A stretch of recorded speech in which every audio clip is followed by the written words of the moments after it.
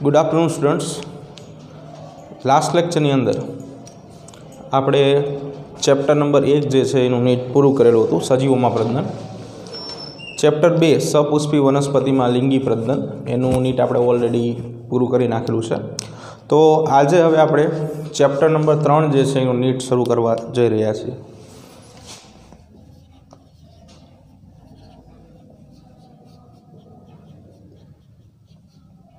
માનવ પ્રજનનની અંદર નીટની અંદર અગત્યના મુદ્દાઓ જે છે એ આપણે સમજવાના છે આજે।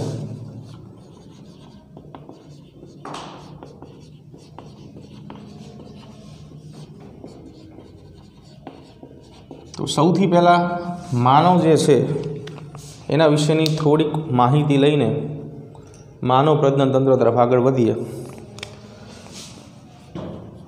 તો માનવ જે છે એ લિંગી પ્રજનન જે છે એના દ્વારા નવી સંતતિનું સર્જન કરી શકે છે। લિંગી પ્રજનન દ્વારા સંતતિનું સર્જન કરે છે। લિંગી પ્રજનન સેક્સ્યુઅલ રિપ્રોડક્શન।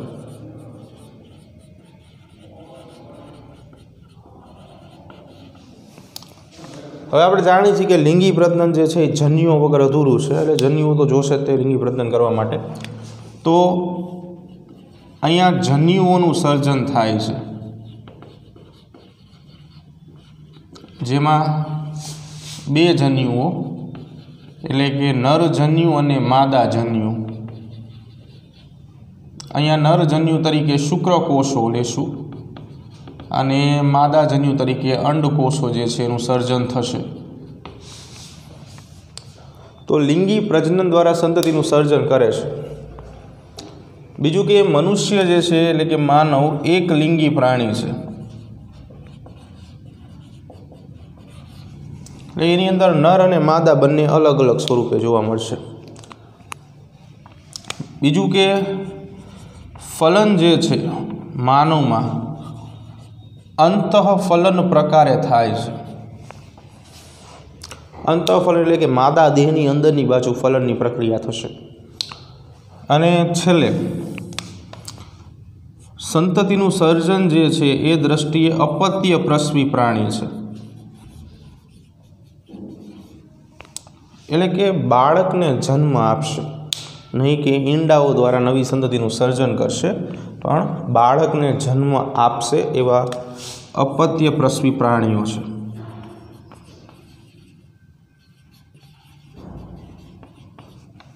પ્રજનનની વ્યાખ્યાથી આપણે બધા પરિચિત છીએ કે પુખ્ત અવસ્થાએ સજીવ પોતાના જેવી નવી સંતતિનું સર્જન કરવા માટે જે પ્રક્રિયાનો સહારો લે છે એને આપણે પ્રજનન કહીએ છીએ, રિપ્રોડક્શન। પહેલાં ચેપ્ટરની અંદર જ ભણેલા છીએ। અહીંયા પુખ્ત અવસ્થા, મનુષ્યની જે પુખ્ત અવસ્થા છે એમાં નર અને માદા બંનેની અંદર કેટલાક ફેરફારો થાય છે। અમુક બાહ્યાકાર ફેરફાર થાય છે, અમુક આંતરિક ફેરફાર થાય છે। એટલે કે પુખ્ત અવસ્થાએ નર અને માદામાં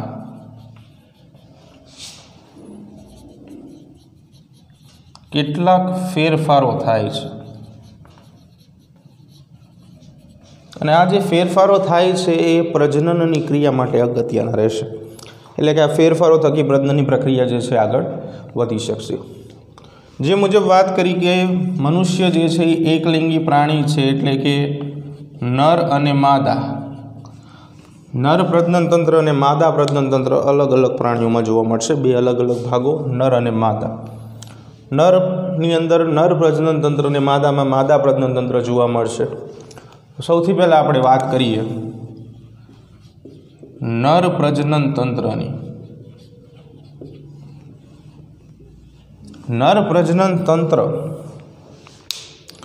અંદર કઈ કઈ રચનાઓનો સમાવેશ થાય છે એની આપણે વાત કરશું। તો સૌથી પહેલાં શુક્રપિંડ,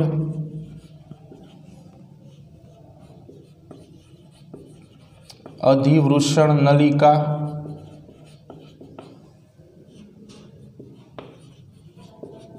શુક્રવાહિની, બે નલિકાઓ, અધિવૃષણ નલિકા વૃષણ કોથળીમાં છે, શુક્રવાહિની જે છે આગળ વધશે. હવે ગ્રંથિઓની શરૂઆત કરીએ.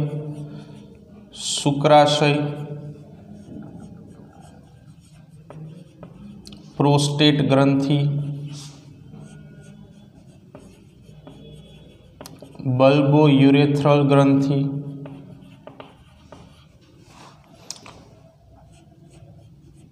અને શિશ્ન સહાયક પ્રજનન અંગ.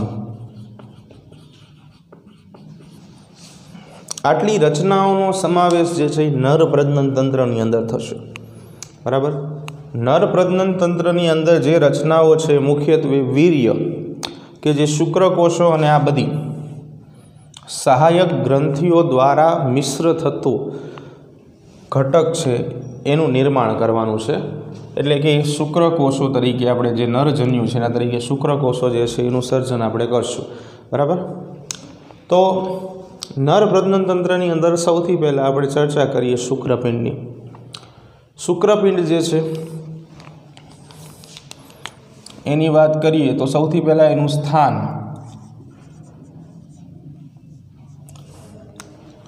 તો કે વૃષણ કોથળીની અંદર આવેલું છે.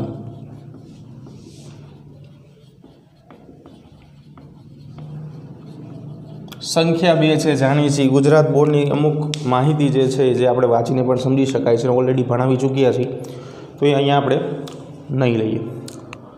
શુક્રપિંડ જે છે વૃષણ કોથળીમાં આવેલી હોય ત્યાં ડાર્ટસના અથવા તો ડાર્ટોસ સ્નાયુઓ નામની રચના આવેલી હોય છે.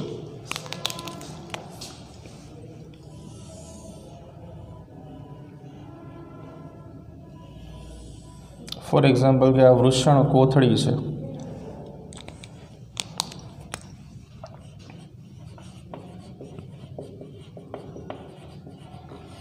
કે જેની અંદર શુક્રપિંડ જે છે એ સંગ્રહાયેલા છે. બરાબર. ડાર્ટોસ સ્નાયુઓ નું સ્તર આવેલું હોય છે.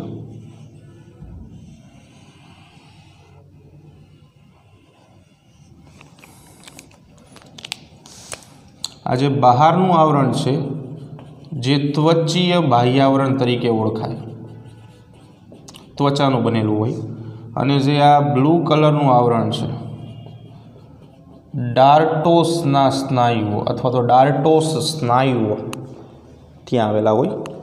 અને અંદરની બાજુએ શુક્રપિંડ જે છે એ આવી રીતે ગોઠવાયેલા હશે.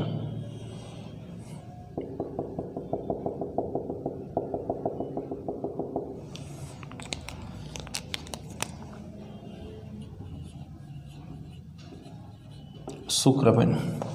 નવું પોઈન્ટ એટલે કે ડાર્ટોસ સ્નાયુઓ જે આપણા માટે એકદમ નવા છે. તો ડાર્ટોસ સ્નાયુઓ જે છે શું કામ કરે છે? તો ડાર્ટોસ સ્નાયુઓ જે છે એ ખાસ કરીને સંકોચન અને શિથિલનની પ્રક્રિયા માટે જવાબદાર છે. ડાર્ટોસ સ્નાયુઓ જે છે એ ઠંડીની ઋતુઓમાં અથવા તો જ્યારે તાપમાન ઘટે એ દરમિયાન સંકોચનની ક્રિયા કરશે, અને જ્યારે ગરમીની ઋતુઓ આવે એટલે કે તાપમાન વધે એટલે વૃષણ કોથળીનું શિથિલન કરશે.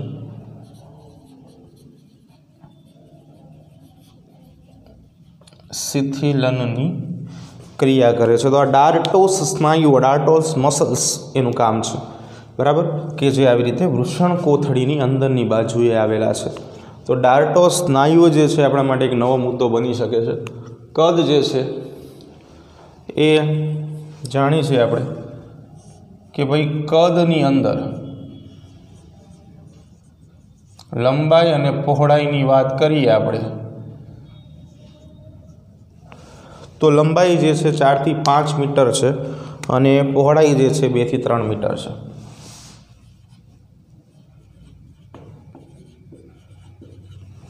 બરાબર. બીજું કે એની લાક્ષણિકતા શું છે? તો તો કે શુક્રપિંડ જે છે એની અંદર જે વૃષણ કોથળીની અંદર આવેલા છે એ વૃષણ કોથળી જે છે એ તાપમાન જે છે મેન્ટેન કરે છે. વૃષણ કોથળીનું તાપમાન શરીરના સામાન્ય તાપમાન કરતાં 2 ડિગ્રીથી લઈને 2.5 ડિગ્રી કરતાં ઓછું હોય. અને આપણે જાણીએ છીએ કે આ ઓછું તાપમાન જે છે એ શુક્રકોષ જનનની પ્રક્રિયાની અંદર ખૂબ અગત્યની ભૂમિકા ભજવશે. થોડીક શુક્રપિંડ સાથેની કેટલીક વાતો જોઈએ આપણે. તો ક્રિપ્ટોક્રિડિઝમ, એક્સ્ટ્રા પોઈન્ટ્સ.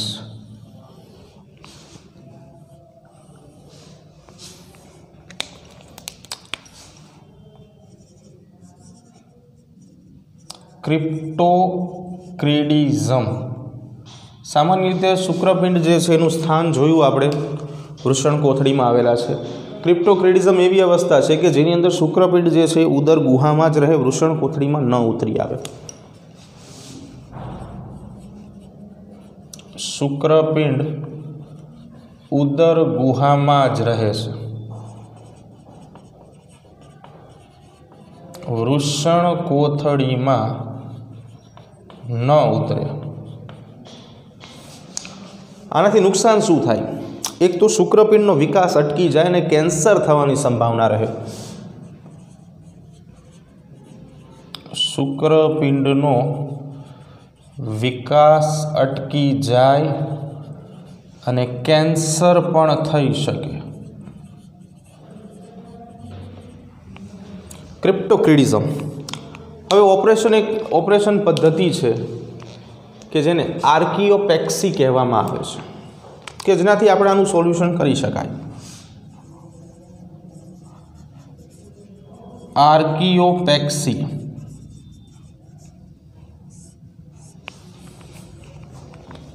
ઓપરેશન દ્વારા ઉદર ગુહામાંથી શુક્રપિંડને વૃષણ કોથળીમાં લઈ આવી છે. આપણે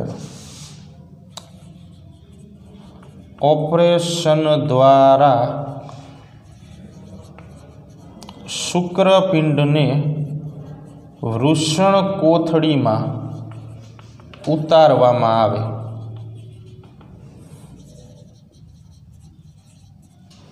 જેને આર્કિયોપેક્સી તરીકે આપણે ઓળખશું. બીજું, ગર્ભ વિકાસના 7મા મહિનાની અંદર શુક્રપિંડો જે છે, બરાબર, એના વિશે આપણે સમજેલા હતા કે આગળ વધે છે અને જે ઉદર ગુહામાં શુક્રપિંડ આવેલા હોય છે એ ઉદર ગુહાની અંદરથી શુક્રપિંડ જે છે એ આગળ વધશે અને વૃષણ કોથળીમાં આવશે. હાથી, સીલ અને વહેલ આ 3 એવા પ્રાણીઓ છે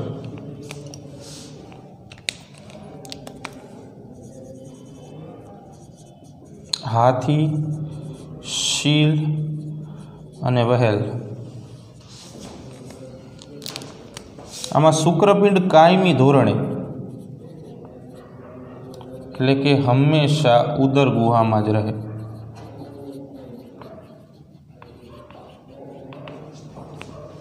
બરાબર, નોર્મલ બધી વાત કરી છે આપણે શુક્રપિંડ વિશે.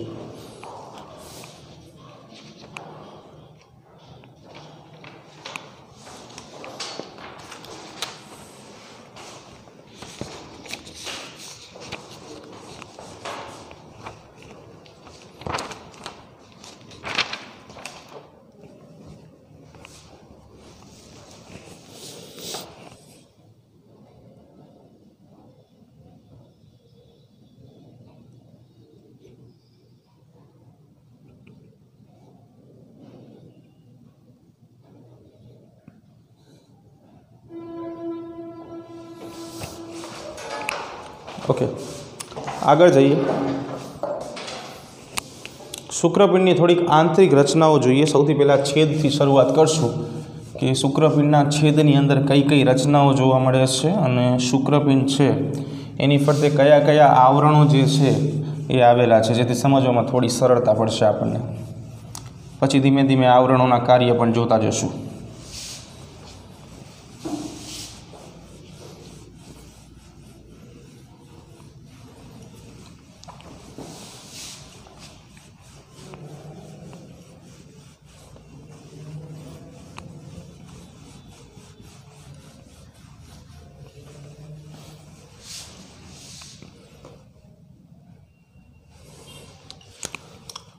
તો જોઈએ શુક્રપિંડનો છેદ શું કહે છે। તો આ રીતે શુક્રપિંડ જે છે અંડાકાર રચના જે છે એ વૃષણ કોથળીની અંદર આવેલી હોય છે। સંખ્યા આપણે જાણીએ છીએ 1 જોડ અથવા તો 2ની માત્રામાં જે છે એની સંખ્યા આવેલી હોય છે। અંડાકાર રચના છે આખી।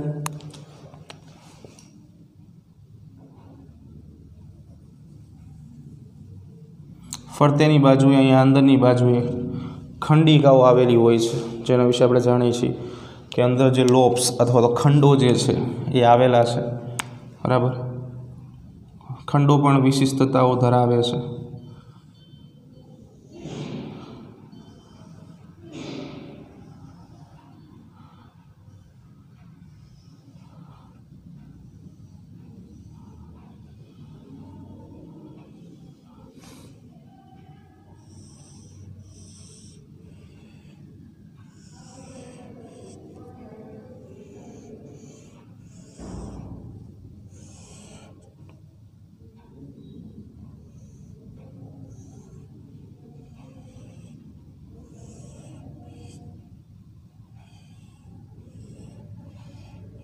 બરાબર, તો આવી રીતે અંદરની તરફ ખંડો જે છે એ જોવા મળશે, લોબ્સ। અહીંયા એક આવરણ જેવી રચના જે છે એ જોવા મળશે।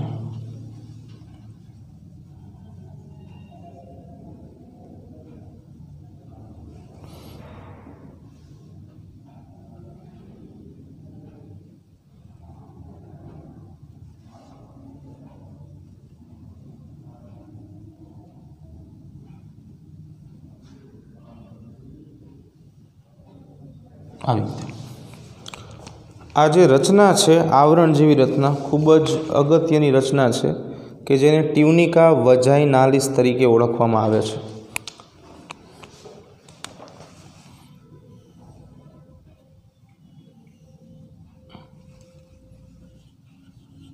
ટ્યુનિકા વજાઇનાલિસ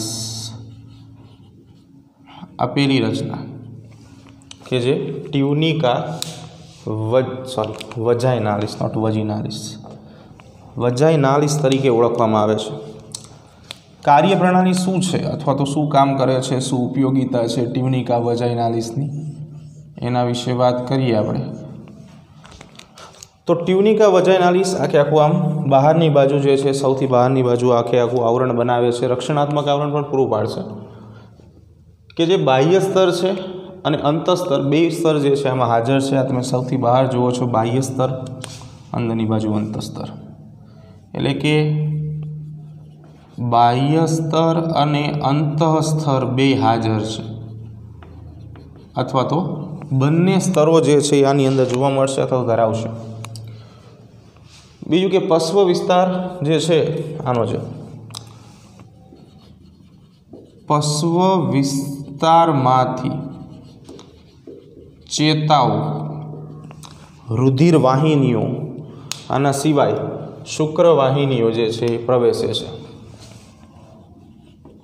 શુક્રવાહિનીઓ પ્રવેશે ટ્યુનિકા વજાઇનાલિસની અંદર। બીજા નંબરનું સ્તર જે છે, જે કે આપણે તમે જોઈ શકો છો રેડ કલરથી દોરેલું છે, જેને ટ્યુનિકા આલ્બુજેનિયા તરીકે આપણે ઓળખશું। Red colour tunica આલ્બ્યુજેનિયા।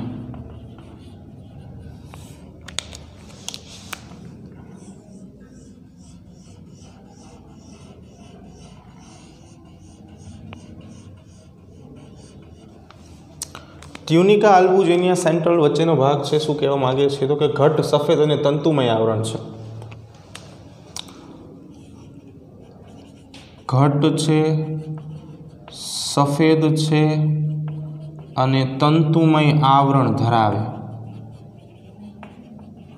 એ વચ્ચે આખો પડદા જેવો ભાગ બનાવે કે જેને મધ્યસ્થ શુક્રપિંડ તરીકે ઓળખવામાં આવે છે।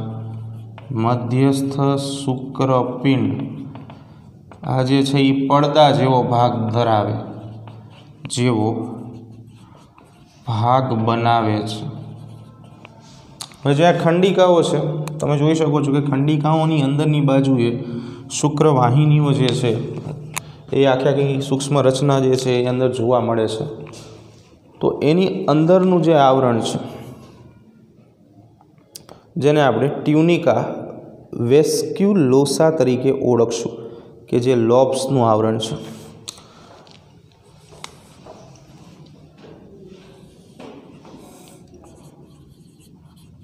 ટ્યુનિકા વેસ્ક્યુલોસા। તો ટ્યુનિકા વેસ્ક્યુલોસા કે જેને સંવાહિની કંચુક તરીકે પણ ઓળખવામાં આવે છે, સંવાહિની કંચુક તરીકે ઓળખાતી રચના ટ્યુનિકા વેસ્ક્યુલોસા। એનું શું કામ છે એ સમજીએ। તો જે છે આ સૌથી અંદરની બાજુ અંતઃ આવરણ બનાવે છે, અંદરની બાજુએ અંતઃ આવરણ બનાવે છે।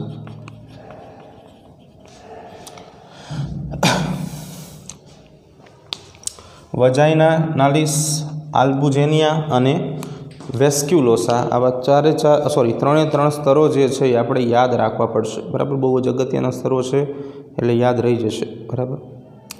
હવે આ દરેક છે જેને આપણે શુક્ર પિંડખંડ અથવા તો શુક્રપિંડખંડ તરીકે આપણે ઓળખશું, શુક્રપિંડખંડ। અને જે મુજબ તમે જાણો છો કે એની અંદર શુક્રોત્પાદક નલિકાઓ જે છે એનું ગૂંચળું આવેલું હોય છે, લાઈક ધીસ, આવી રીતે।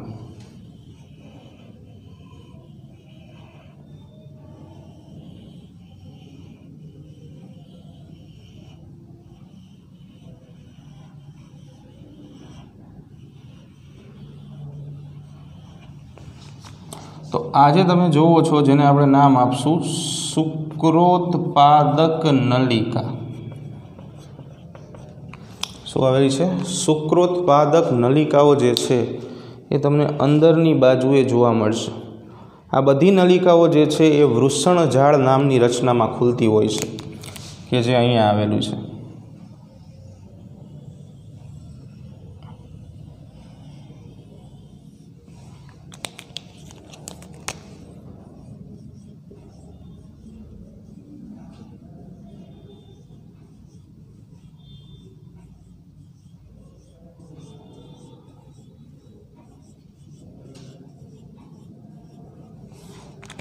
આ બધી નલિકાઓ જે છે એ આવી રીતે કોઈ એક સ્થાને વૃષણ ઝાડની અંદરની બાજુએ ખુલશે।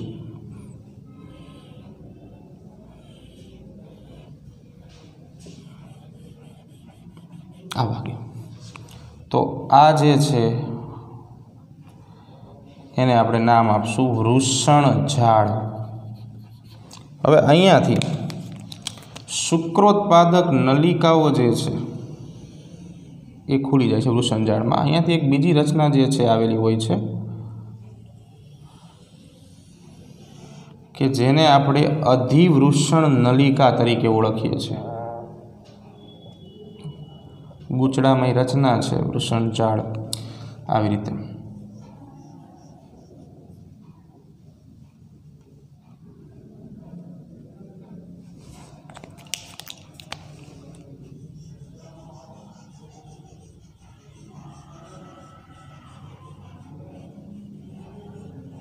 આ અધિવૃષણ નલિકા જે છે એ આવી રીતે અહીંયા અંદર જોવા મળશે। તો અધિવૃષણ નલિકા જે છે હવે એના વિશે આપણે વાત કરવાની છે, એના કેટલાક ભાગો વિશે વાત કરશું કે અધિવૃષણ નલિકા જે છે એના ભાગો કયા કયા છે। તો આવી રીતે અહીંયા અધિવૃષણ નલિકા જે છે શરૂઆત અહીંયાથી થશે, અહીંયાથી ધીમે ધીમે આગળ નીકળશે અને પછી શુક્રવાહિનીની સાથે જોડાઈ જશે, સંલગ્ન થઈ જશે।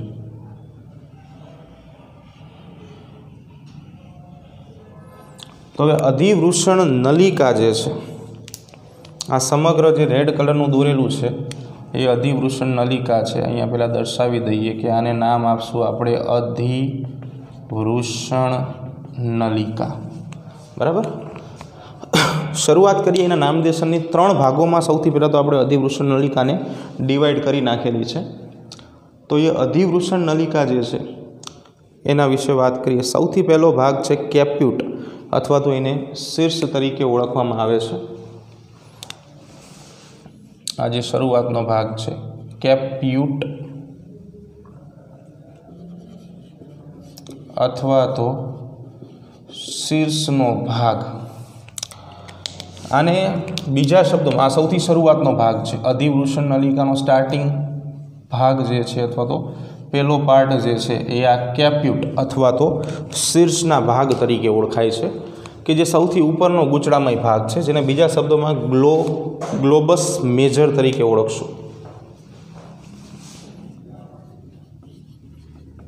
सौथी उपरनो अथवा तो आगळनो अधिवृषण नलिकानो भाग है, जे ग्लोबस मेजर तरीके ओळखाय। सेना तरीके ओळखाशे? ग्लोबस मेजर तरीके ओळखातो भाग है। बीजू कि जे बीजो भाग है वच्चेनो भाग जेने कॉपर्स अधिवृषण नलिका तरीके ओळखवामां आवे छे। कॉपर्स अधिवृषण नलिका। तो जो कॉपर्स अधिवृषण नलिका है ए अधिवृषण नलिका मध्यस्थ अथवा तो वच्चेनो भाग है। अधिवृषण नलिका वच्चेनो के मध्यस्थ भाग है। छेल्लो सौथी अंतनो भाग जे छे ए ओछो गूंचड़ामय छे, जेने कौड़ा एटले के पूछ कहेवामां आवे छे। आ जे छे ने सौथी वधु गूंचड़ामय भाग आ छे। सौथी वधु गूंचड़ामय भाग। सौथी नीचेनो भाग छे जेने कौड़ा अथवा तो पूछ भाग कहेवामां आवे छे।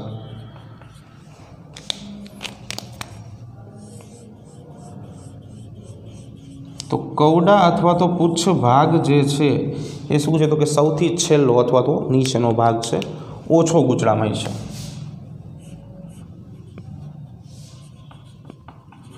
सौथी नीचेनो भाग अथवा तो सौथी अंतिम भाग। बीजू के आ भाग जे छे केवो छे? ओछो गूंचड़ामय छे। गूंचड़ावो तो छे ते पण जे पहेला हतुं एनी करता ओछुं छे। त्यां आपणे ग्लोबस मेजर तरीके ओळखता हता अने ग्लोबस माइनोर तरीके ओळखवामां आवे छे। तरीके ओळखाय छे।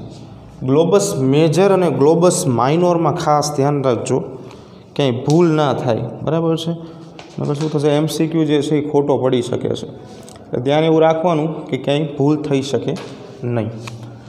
बीजू कि आ बाजू आपणे शुक्रपिंड विषे बात करी छे। पहली बाजू जे छे आपणे अधिवृषण नलिका विषे बात करी छे। आ त्रणेय भाग संयुक्त रीते अधिवृषण नलिका आखी बनावे। बराबर? अने एने आखुं कहेवामां आवे अधिवृषणीय नलिकानो देह।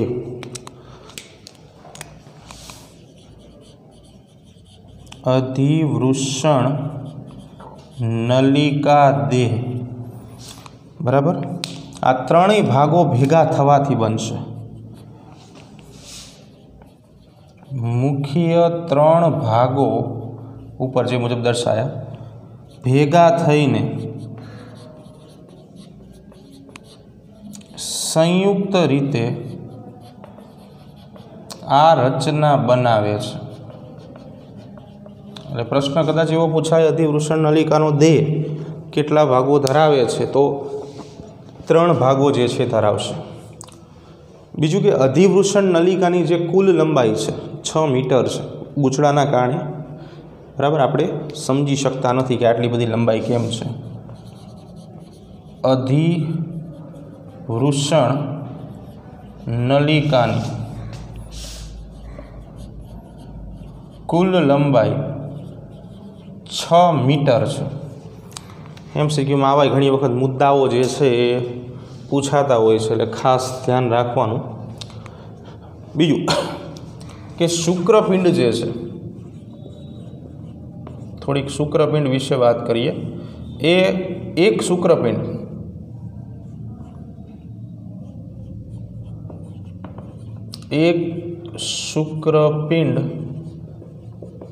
અંદાજે 750 થી 1000, આંકડો યાદ રાખશો, 750 થી 1000 જેટલી શુક્રોત્પાદક નલિકાઓ ધરાવે છે.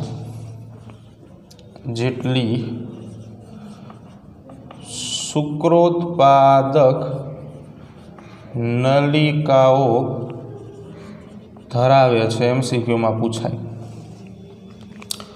બીજું કે જે અધિવૃષણ નલિકાની વાત કરીએ, 3 ભાગો જોયા હતા. કોળ ને તલસ્થ ભાગ પણ ઘણી વખત કહેવામાં આવે છે. આને બીજા શબ્દોમાં અધિવૃષણ નલિકાનો તલસ્થ ભાગ, અધિવૃષણ નલિકાનો તલસ્થ ભાગ, કૌડા, બરાબર, એટલે કે પૂછ ભાગ જે છે એના તરીકે આપણે સમજશું.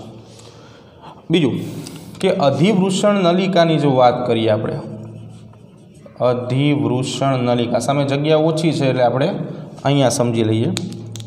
તો જે અધિવૃષણ નલિકા જે છે એ 2 સ્તરો ધરાવે છે. જો એનો છેદ લેવામાં આવે તો 2 સ્તરો જે છે એ તમને મળશે. 2 સ્તરો કયા કયા છે એ જોઈએ. તો બાહ્ય વર્તુળી સ્નાયુઓનું સ્તર, બાહ્ય જે છે એ વર્તુળી સ્નાયુનું સ્તર જોવા મળે. અને બીજા નંબર ઉપર અંતઃસ્તર જે છે, બાહ્ય સ્તર શેનું જોવા મળશે? વર્તુળી સ્નાયુઓનું. અને અંતઃસ્તર જે છે એ અંતઃ અધિચ્છદનું જોવા મળશે. અંતઃ અધિચ્છદીય સ્તર જે છે એ જોવા મળશે અધિવૃષણીય નલિકાની રચનામાં. અહીંયાથી આ અધિવૃષણ નલિકા જે છે એ શુક્રવાહિની સાથે કનેક્ટેડ થાય છે. કોની સાથે જોડાશે? શુક્રવાહિનીની સાથે. તો શુક્રવાહિની જે છે એ શુક્રવાહિની પણ 2 સ્તરો ધરાવે છે. શુક્રવાહિની, તો શુક્રવાહિનીના મુખ્ય 2 સ્તરો જે છે એ પણ સમજી લઈએ.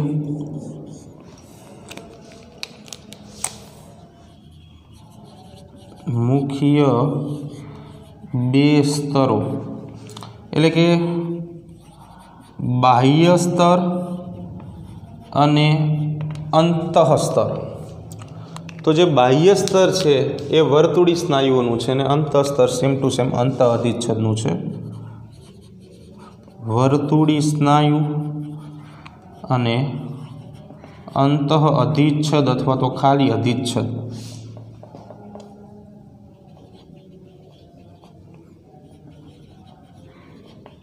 સેમ ટુ સેમ ઉપર અંતઃ અધિચ્છદ અથવા તો ખાલી અધિચ્છદ. તો આવી રચના જે છે એ શુક્રપિંડ ધરાવશે. આ બધી બાબત જે છે એ શુક્રપિંડની આવરણો વિશેની વાત કરી છે, કયા કયા આવરણો છે. પહેલી બાજુ બધી વાત જે છે અધિવૃષણીય નલિકાની કરેલી છે, બરાબર. એટલે અહીંયા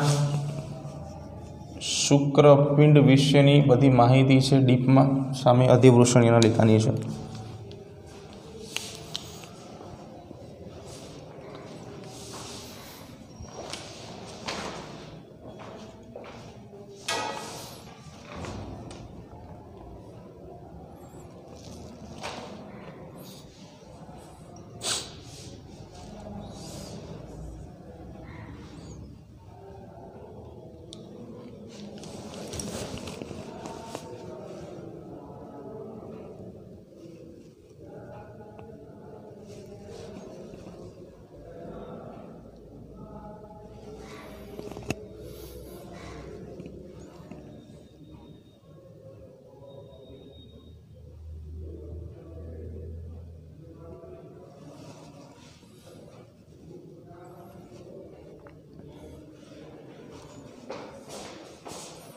चलो આગળ વાત કરીએ હવે આપણે ગ્રંથિઓની કે જે મુજબ આપણે વાત કરી હતી નર પ્રજનન તંત્રની અંદર ગ્રંથિઓ જે છે ઘણી બધી છે તો એ ગ્રંથિઓ જે છે એ કઈ રીતે ઉપયોગી બને છે એની આપણે વાત કરશું કે જેને આપણે સહાયક પ્રજનન ગ્રંથિઓ કહીશું બરાબર શુક્રકોષો એની અંદર દાખલ થતા નથી કે એમાંથી પસાર થતા નથી માત્ર એમનો સ્ત્રાવ જે છે એ ઉપયોગી બનશે બરાબર તો સહાયક પ્રજનન ગ્રંથિઓ વિશે શરૂઆત કરીએ આપણે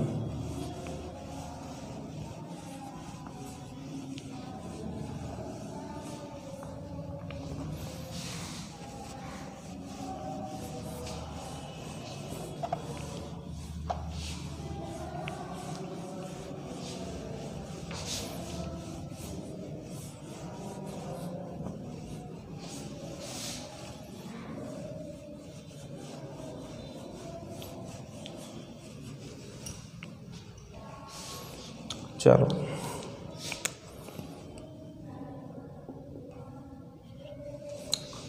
સહાયક પ્રજનન ગ્રંથિઓ વિશે વાત કરીએ એટલે કે નરની સહાયક પ્રજનન ગ્રંથિઓ વિશેની ચર્ચા કરીએ નરની અંદર કઈ કઈ સહાયક પ્રજનનની ગ્રંથિઓ જે છે એ આવેલી છે એના વિશે ચર્ચા કરીએ તો સૌથી પહેલાં શુક્રાશય વિશે વાત કરીએ એમાં સૌથી પહેલાં સમજીએ શુક્રાશય તો શુક્રાશયની વાત કરીએ શુક્રાશય જે સ્ત્રાવ કરે છે એ સ્ત્રાવની pH 7.3 છે સ્ત્રાવની pH જે છે એ 7.3 જેટલી છે જે કુલ વીર્ય બને છે એનું 60 થી 70% પ્રવાહી શુક્રાશય પોતે ક્રિએટ કરે છે કુલ વીર્યના 60% થી 70% પ્રવાહીનું સર્જન કરે છે પ્રવાહીનું સર્જન કરે છે 60 થી 70%. આગળ જે માહિતીઓ જે છે એ ખાસ યાદ રાખશું. બીજું કે જે શુક્રાશય પ્રવાહી ઉત્પન્ન કરે છે એ પ્રવાહી ઘર્ષણ નિરોધક હોય છે, પારદર્શક હોય છે અને જેલી જેવું હોય છે.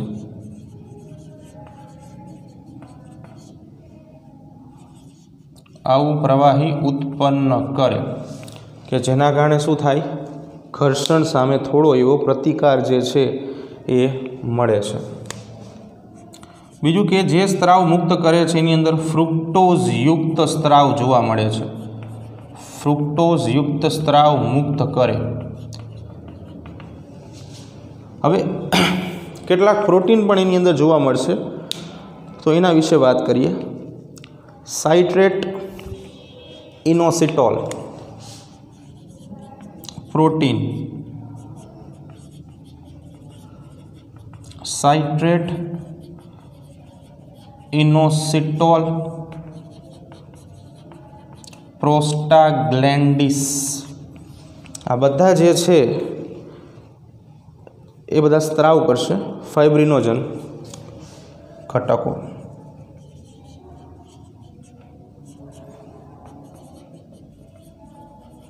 ફાઇબ્રિનોજન અને અન્ય કેટલાક પ્રોટીન જે છે એ શુક્રાશય દ્વારા સ્ત્રાવ જે થશે એની અંદર જોવા મળશે.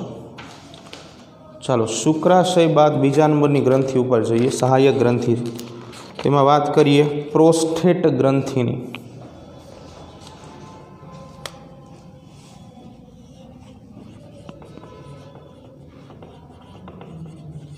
પ્રોસ્ટેટ ગ્રંથિ આમ જોવા જઈએ તો પ્રોસ્ટેટ ગ્રંથિ આખી છે પણ એ આંતરિક રીતે 5 ખંડો ધરાવે છે.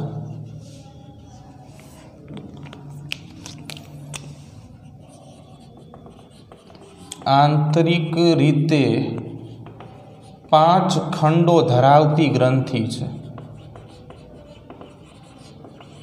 કેટલા ખંડો ધરાવશે? 5. આમ જોવા જોઈએ તો આખી સળંગ જ ગ્રંથિ છે, પણ ખાસ કરીને 5 જેટલા ખંડો જે છે એ બનાવે છે. બીજું કે દુગ્ધ જેવું ઘટ, ચીકણું અને જેલી જેવું પ્રવાહી જે છે એનો સ્ત્રાવ કરશે.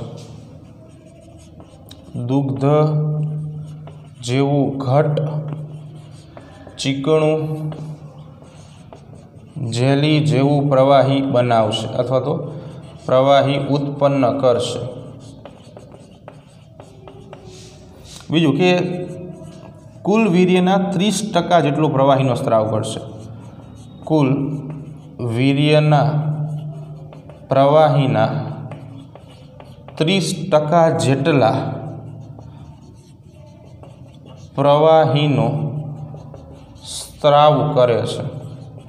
એટલે કે ઘણા મોટા માત્રામાં પ્રવાહી જે છે એ પ્રોસ્ટેટ ગ્રંથિ પણ આપશે. સૌથી વધારે શુક્રાશય જે છે એ આપશે.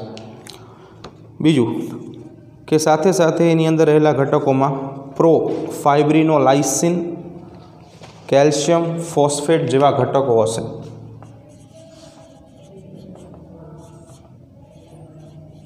પ્રોફાઇબ્રિનોલાઇટિક ફોસ્ફેટ, કેલ્શિયમ અને કેટલાક ક્લોટિંગ ઉત્સેચકો જેવા ઘટકો જે છે એ પોતે ધરાવશે. બરાબર. તો આવા ઘટકો જે છે પ્રોલાઇસિન,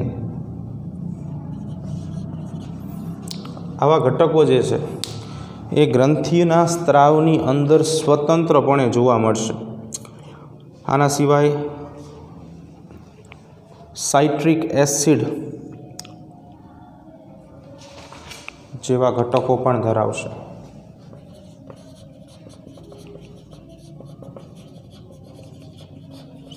બીજું કે આ બધા ઘટકોની હાજરીની અંદર શું થાય તો કે ખાસ કરીને વીર્ય જે છે એનું સ્કંદન થાય, જમાવટ થાય. ક્લોટિંગ ઉત્સેચકોની જે વાત છે, આ બધા જે છે ને સ્કંદન કરે વીર્યનું.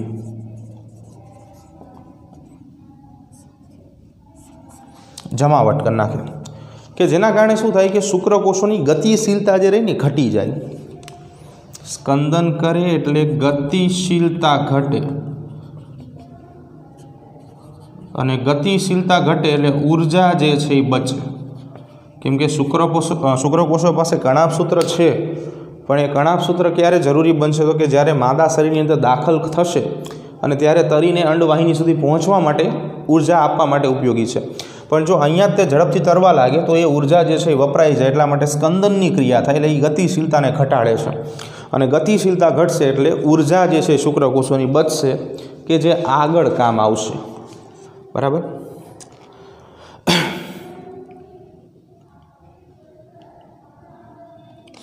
બીજું કે સાથે સાથે તમને એવું થાય કે સ્કંદન થઈ જાય, જમાવટ થઈ જાય તો ગતિશીલતા જે છે એ ઘટી જાય.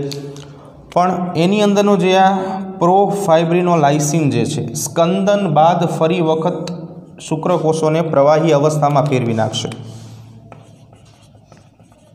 સ્કંદન બાદ ફરી વખત વીર્યને પ્રવાહી અવસ્થામાં ફેરવશે, જેથીની ગતિશીલતા પાછી પ્રાપ્ત થઈ જાય. ગતિશીલતા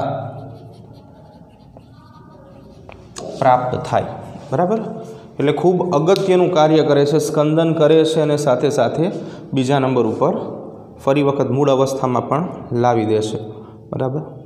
ઓકે. હવે આગળ વાત કરીએ કે ત્રીજી ગ્રંથિ, અને આમ તો છેલ્લી ગ્રંથિ કહી શકાય, બલ્બોયુરેથ્રલ ગ્રંથિ, કે જેને બીજા શબ્દોમાં કાઉપરની ગ્રંથિ પણ કહે છે. બલ્બોયુરેથ્રલ ગ્રંથિ અથવા તો કાઉપરની ગ્રંથિ. આ જે સ્ત્રાવ કરે છે એની pH 7.2 છે, એટલે કે સ્ત્રાવની પીએચ જે છે એ 7.2 છે। જો અહીંયા 7.3 સામે છે 7.2, એટલે કે એનો અર્થ એવો થાય કે બંને કેવા છે, બેઝિક પ્રકારના ઘટકો છે। બીજું કે જે સ્ત્રાવ કરે છે એની લાક્ષણિકતા શું છે, તો કે સ્ત્રાવ જે છે એ પારદર્શક, થોડું ઘણું પાતળું, જેલી જેવી રચના છે। બલ્બોયુરેથલથી શું ફેર પડે છે, તો શું એનું કાર્ય છે એ જોઈએ આપણે। તો બલ્બોયુરેથલ ગ્રંથિ જે છે આપણે જનરલી શું છે કે પુરુષની અંદર મૂત્રમાર્ગ અને જનનમાર્ગ એક છે, એટલે કે મૂત્ર જે છે કે જે 6 pH ધરાવે છે અને વીર્ય જે છે એ બેઝિક pH ધરાવે છે। તો ખાસ કરીને આ મૂત્રમાર્ગની એસિડિકતા જે છે, મૂત્રમાર્ગ અથવા તો જેને આપણે મૂત્ર જનન માર્ગ કહીએ છીએ, એની એસિડિકતા અથવા તો અમ્લતા જે છે એ દૂર કરે છે, બરાબર। એટલે આ બલ્બોયુરેથ્રલ ગ્રંથિ જે છે એની કેટલીક લાક્ષણિકતાઓ છે। ચાલો વીર્ય વિશે વાત કરી લઈએ।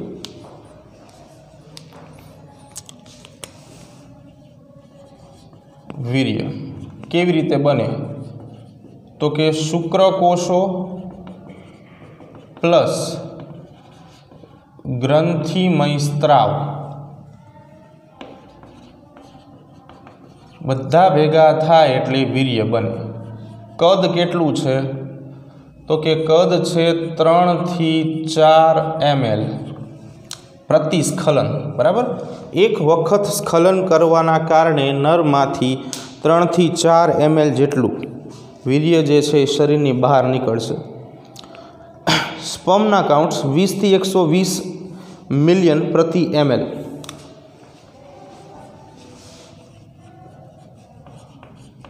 સંખ્યા 20 થી 120 મિલિયન પ્રતિ ml।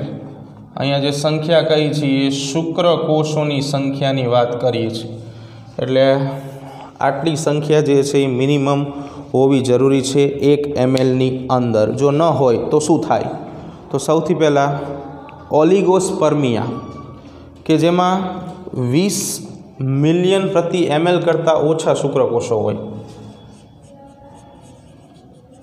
ઓલિગોસ્પર્મિયા।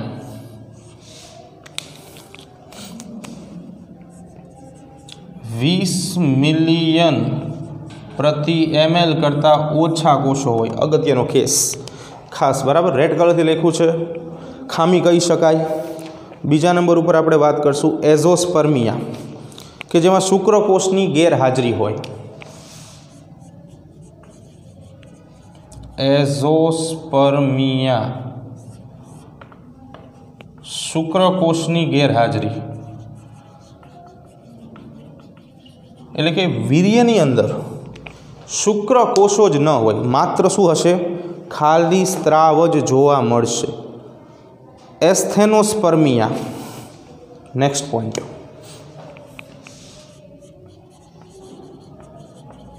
એસ્થેનોસ્પર્મિયા શુક્રકોષની ગતિશીલતા અથવા તો ચલિતતા જે છે એમાં ઘટાડો દર્શાવે, શુક્રકોષોની ગતિશીલતા કે ચલિતતામાં ઘટાડો જે છે એ જોવા મળે આ ખામીની અંદર, એટલે કે જે સ્પીડ હોવી જોઈએ ફલનની એ થઈ શકે નહીં।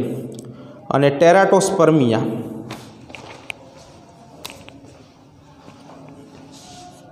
લાસ્ટ, ટેરાટોસ્પર્મિયા શુક્રકોષોની બાહ્યાકાર રચનામાં ફેરફાર જોવા મળે, શુક્રકોષોની બાહ્યાકાર રચનામાં ફેરફાર જોવા મળશે। વીર્ય જે છે એની પીએચ જનરલી બેઝિક જ હોય છે 7.3, વીર્યની પીએચ 7.3 એટલે કે બેઝિક પ્રકારની હોય છે, બરાબર। તો બસ આજે આપણે આટલું રાખીએ। બાકીનું જે છે એ આવતીકાલે નેક્સ્ટ લેક્ચરમાં જોશું.